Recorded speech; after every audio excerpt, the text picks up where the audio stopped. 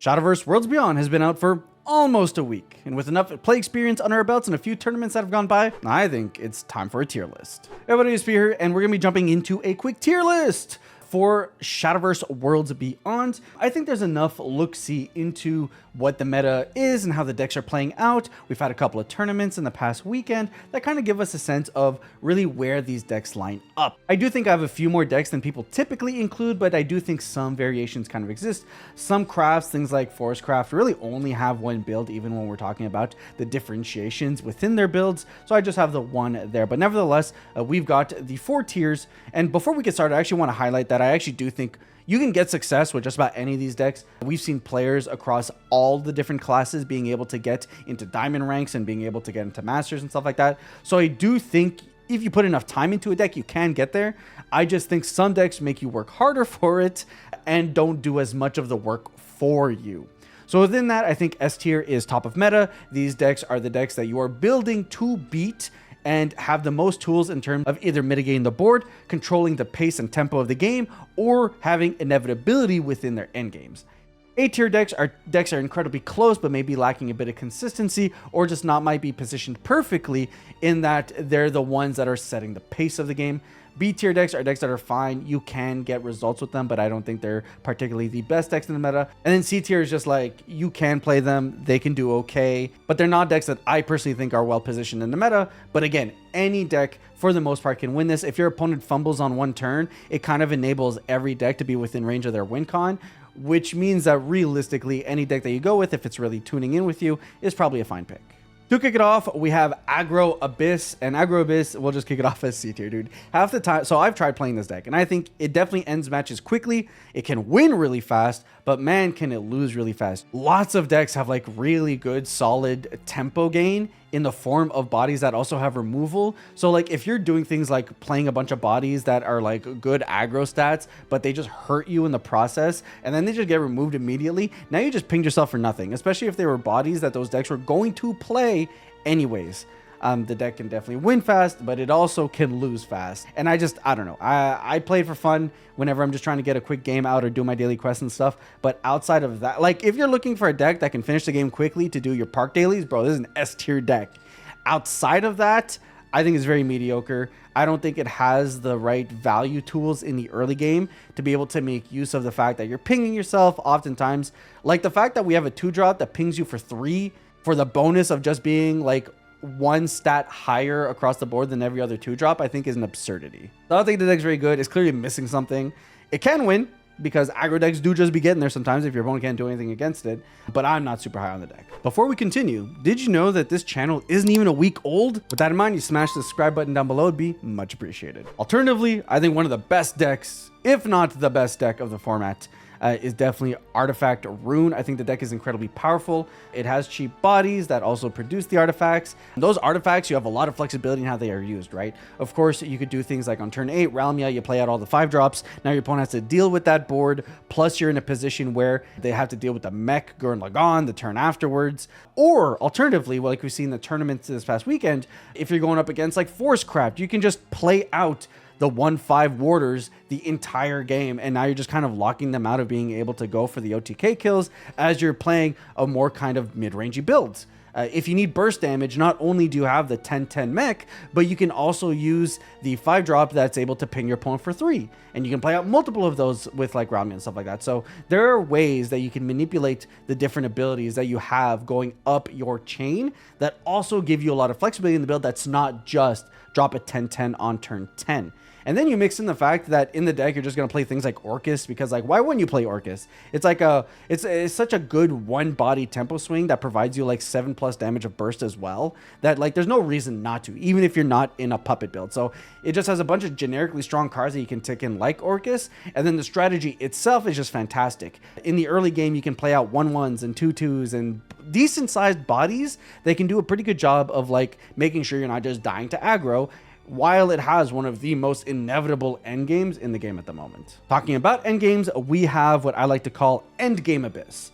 Endgame Abyss is you lean more on things like Cerberus, and you're going to play a Cocytus and all of these different endgame cards, and you're just kind of using good early stabilized pieces of Abysscraft to be able to get there. I don't think I'd necessarily call it control, because you're not always necessarily doing what control decks tend to do, but you are aiming to get into that late game. You still have the benefits of playing the good mid-range pieces from Abyss, like you're going to play the 5-drop that's able to board wipe your opponent for 7, because why wouldn't you? But you're leaning more on like Cerberus and getting that like uninteractable ping damage that Cerberus is able to do with her little puppets. So lots of tools there in terms of getting in the game. I think this deck is much more viable than the Abysscraft deck. I still think it's kind of lacking. It doesn't have the same inevitability that things like Portal, and we're going to see Rune and stuff like that do, but I do think it provides an avenue for Abysscraft to have some level of success that's much more apparent than the aggro variant, in my opinion. The only thing there is that this deck takes like 11 legendaries. So in that sense, it is not cheap to make, but it is an avenue if you're someone who ended up with a lot of Abyss cards or you want to play that kind of strategy. I think the deck is fine. I think it's okay. I think it's still lacking, but it is definitely an alternative that I think does better than the aggro version. In that same realm, we have Control Haven. All right, I know I'm going to get a lot of flack for this. I don't like this deck at all. I think it is very mediocre. I think, sure, you can play that Cocytus endgame, but nevertheless, I think a lot of decks are able to outburst you. I think your removal options can still lead into them having floaters and stuff like that. I don't know. There's something about Control Haven that I just don't believe is there. I've seen a lot of tier lists. They have like this deck at like B tier. Some of them have it at A tier.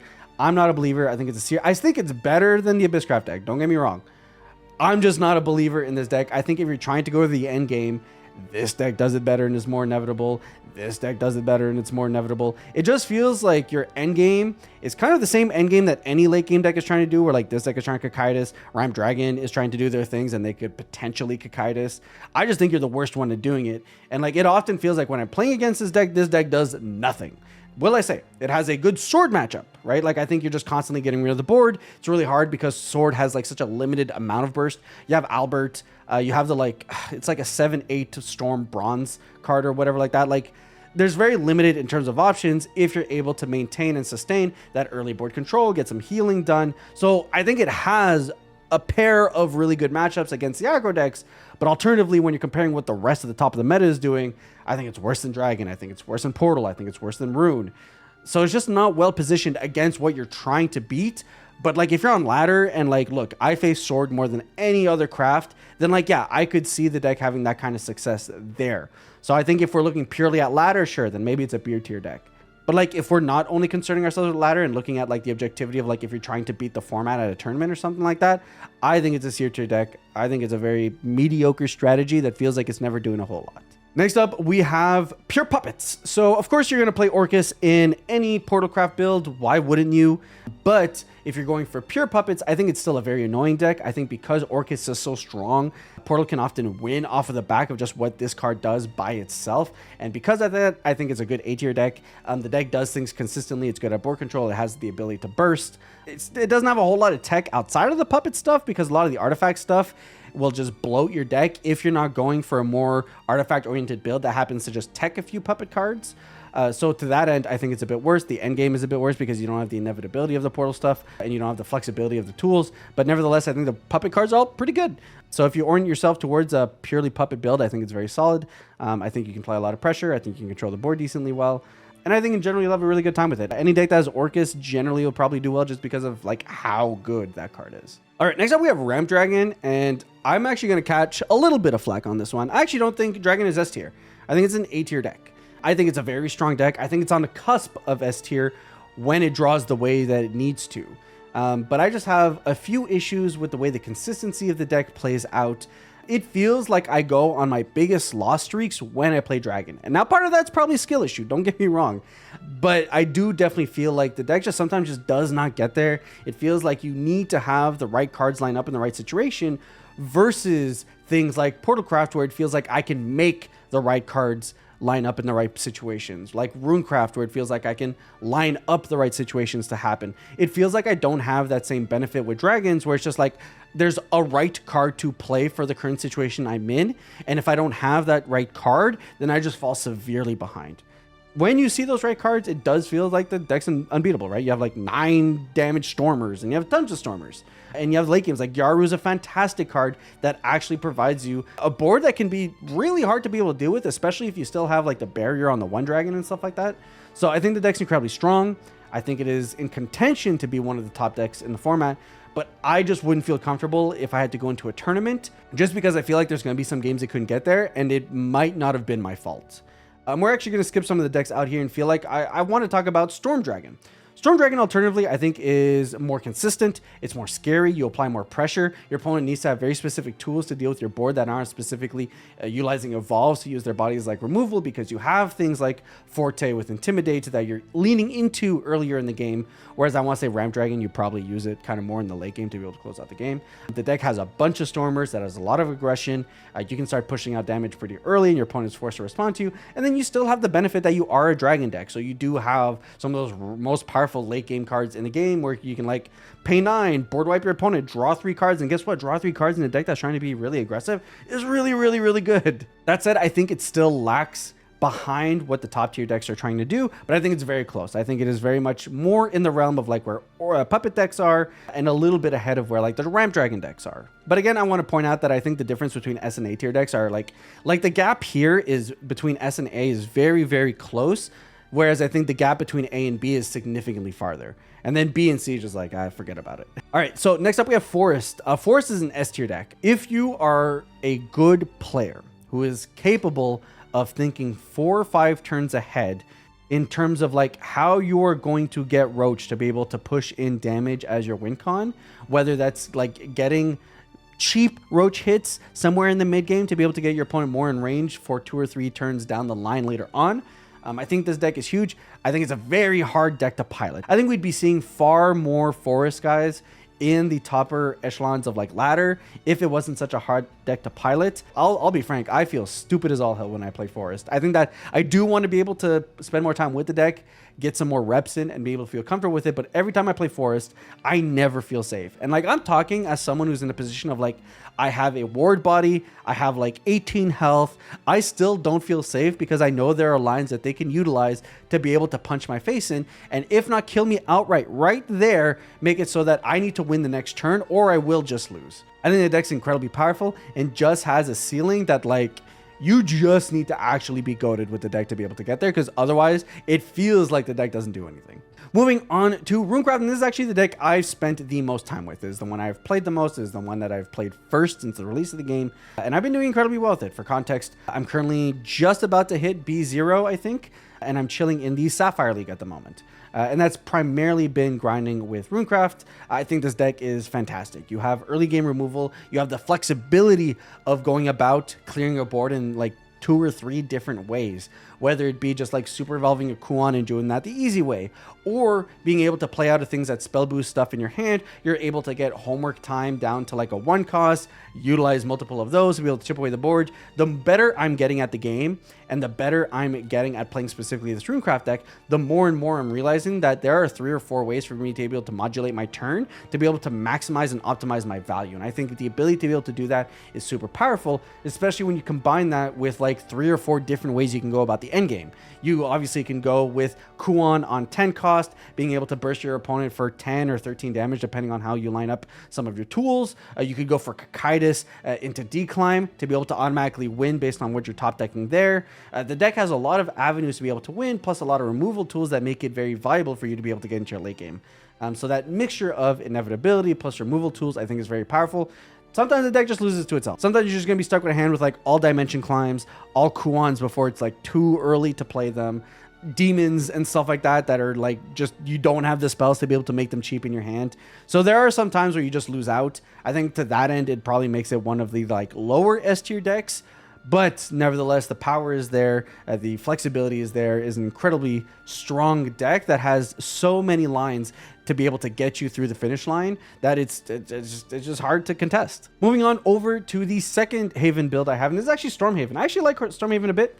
It's an aggro deck that has kind of like and uninteractability in the way that it does things because of the way that amulets work at the moment. And then you can still lean to a bit of a late game that can be really annoying for the opponent.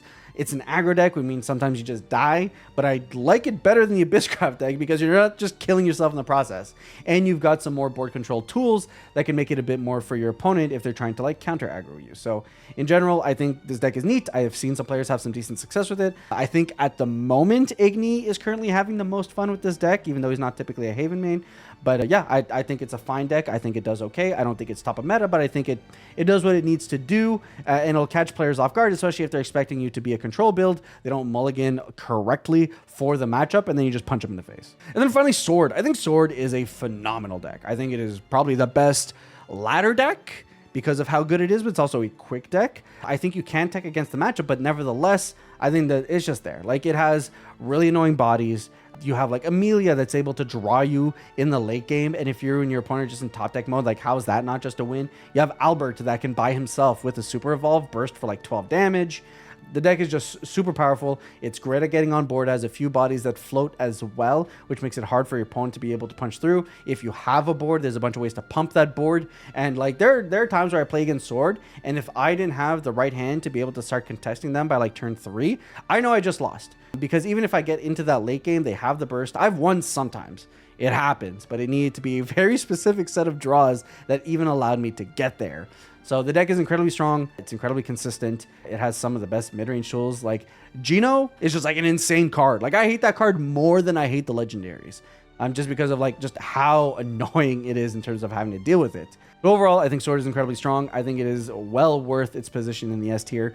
Even just off the back, that it's the deck you're going to see the most. If you are playing ladder, you better understand your Sword matchup. Just zoom in a little bit here. So that's kind of like where I've landed on things. I do think I'm slightly controversial in a few of the ways that I think about it. I think putting Control Haven in like this bottom segment here alongside Abyss Aggro might be against what a lot of people believe. But in general, this is kind of just where I've landed as I've played more of the ladder. I've messed around with different decks and kind of where I felt with things. That said, for those who didn't watch the video at the end, how about we mess with them a little bit? We put Abyss here, we put Sword here, this here, we'll put that there, we'll put this here, we'll put this here, and then I don't know, we can go ahead and take this right over here. So yeah, we'll mess with people that way if they just skip to the end of the video. With that said though, let me know what your tier list is, where I got it wrong, where I'm just a bad player, because like Lord knows I probably might be, down in the comments below, and I'll catch you guys on the next one.